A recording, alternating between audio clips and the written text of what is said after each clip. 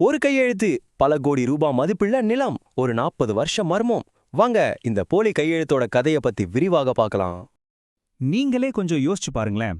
40 வருஷம் பழமையான ஒரு டாக்குமெண்ட்ல இருக்கிற ஒரே ஒரு கையெழுத்து எப்படி பல கோடி ரூபாய் மதிப்புள்ளதா மாற முடியும்? இந்த கேள்விதான் இந்த முழு கதையோடவே மையப்புள்ளி. நம்மளோட இந்த முழு அலசலுக்கும் ஆதாரம் மெட்ராஸ் உயர்நீதிமன்றத்தோட இந்த தீர்ப்பு தான். இது வெறும் ஒரு சட்ட ஆவணம் மாதிரி தெரியல, ஒரு கிரைம் த்ரில்லர் கதை மாதிரி இருக்கு. போலி ஆவணங்கள், தடைவியல்னு ஒரே பரபரப்பா இருக்கு. இந்த முழு பிரச்சனைக்கும் காரணம் என்ன தெரியுமா? சென்னைக்கு பக்கத்துல இருக்கிற 2.25 ஏக்கர் அரசு நிலம். அதோட மதிப்பு பல கோடிகளை தாண்டும். இவ்ளோ மதிப்புள்ள ஒரு பொது சொத்து தான் இங்க ஆபத்துல சிக்கியிருக்கு. சரி, இந்த பல கோடி மதிப்புள்ள நிலம் தொடர்பான உரிமை கோரல் எங்கிருந்து ஆரம்பிக்குது? பல வருஷத்துக்கு முன்னாடி உருவாக்கப்பட்ட ஒரு டாக்குமெண்ட்ல இருந்துதான். இந்த வழக்கத்தோட மையப்புள்ளியே இந்த நில ஒப்படைப்பு ஆணை தான். சிம்பிளா சொல்லணும்னா, இது அரசாங்கம் ஒரு தனி நபருக்கு விவசாய மாதிரி ஒரு குறிப்பிட்ட காரணத்துக்காக நிலத்தை ஒதுக்குற ஒரு ஆர்டர். இங்க தான் கதை ஆரம்பிக்குது. 1984ல பத்மாங்கிற ஒருத்தவங்களுக்கு நிலம் கொடுத்ததா சொல்றாங்க. ஆனா அதுக்கப்புறம் ஒரு பெரிய மௌனம். கிட்டத்தட்ட 24 வருஷங்களுக்கு பிறகு 2008ல தான் அந்த நிலம் செட்டில்மெண்ட் பத்திரம் மூலமா கைமாறுது. இந்த 24 வருஷ இடைவெளி தான் இந்த கேஸ்ல முதல் சந்தேக புள்ளி. இப்போ கதையில ஒரு பெரிய ட்விஸ்ட். அரசாங்கம் உள்ள வருது. இந்த இடத்துல இருந்து தான் இந்த விஷயம் ஒரு துப்பறியும் கதையா மாறப்போகுது. இங்க தான் ரெண்டு தரப்பும் நேருக்கு நேரா மோதுறாங்க. ஒரு பக்கம் அந்த ஆவணம் ஒரிஜினல், அதுல கையெழுத்து போட்டது அப்போதைய அதிகாரிதான்னு சொல்றாங்க. இன்னொரு பக்கம் அரசோ இது அப்பட்டமான ஃபோர்ஜரி, மொத்த டாக்குமெண்ட்டும் போலின்னு அடிச்சு சொல்லுது. எது உண்மை? கோர்ட்டு இந்த விஷயத்த லேசா எடுத்துக்கல.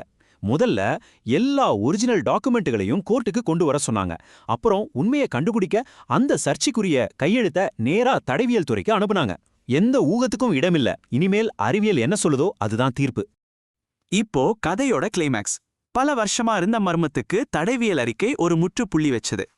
தடைவியல் துறையோட ரிப்போர்ட்ல இருந்து இந்த வரிய பாருங்க. இதுல எந்த சந்தேகத்துக்கும் இடமே இல்ல.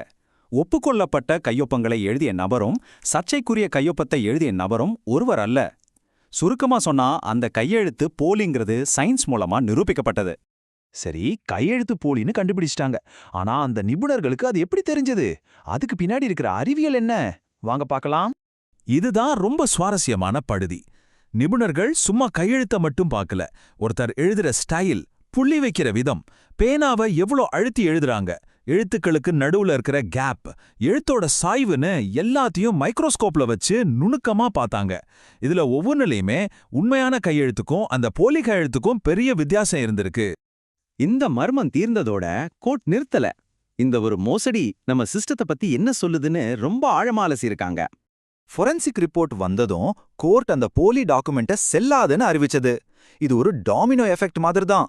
அந்த ஒரு போலி டாக்குமெண்ட் விழுந்ததும் அதை வச்சு எழுதின மத்த எல்லா பத்திரங்களும் தானா செல்லாம போயிடுச்சு. நீதிமன்றத்தோட உத்தரவுகள் ரொம்ப தெளிவாவும் கடுமையாவும் இருந்துச்சு. சம்பந்தப்பட்டவங்க மேல கிரிமினல் கேஸ் போடுங்க, நாளே வாரத்துல நிலத்தை மீட்டுங்க, இது மாதிரி இனிமே நடக்காம இருக்க எல்லா அதிகாரிகளுக்கும் ஒரு சுற்றறிக்கை அனுப்புங்கன்னு ஆர்டர் போட்டாங்க. இது வெறும் தீர்ப்பு இல்ல, ஒரு சிஸ்டம் கரெக்ஷனுக்கான அழைப்புன்னே சொல்லலாம். நீதியரசர் சுப்பிரமணியத்தோட இந்த வார்த்தைகள் இந்த வழக்கத்தோட ஆழத்தை நமக்கு காட்டுது. இது ஒரு தனிப்பட்ட ஏமாத்து வேலை மட்டும் இல்ல, நிலத்தோட வேலை ஏறிட்டே போறதால சில பேராசைக்காரங்க சில சமயம் அரசு அதிகாரிகளோட உதவியோடையே பொது சொத்தை அபகரிக்க முயற்சி பண்றாங்கங்கிற பெரிய பிரச்சனையே இது வெளிச்சம் போட்டு காட்டுது. இந்த ஒரு வழக்கு ஒரு கையெழுத்து மூலமா முடிவுக்கு வந்து பல கோடி மதிப்புள்ள அரச நிலம் காப்பாத்தப்பட்டிருக்கு. ஆனா இது மாதிரி எத்தனை மோசடிகள் நம்ம கண்ணுக்கே தெரியாம வெற்றிகரமா நடந்திருக்கும்? இது நாம எல்லாரும் யோசிக்க வேண்டிய ஒரு முக்கியமான கேள்வி.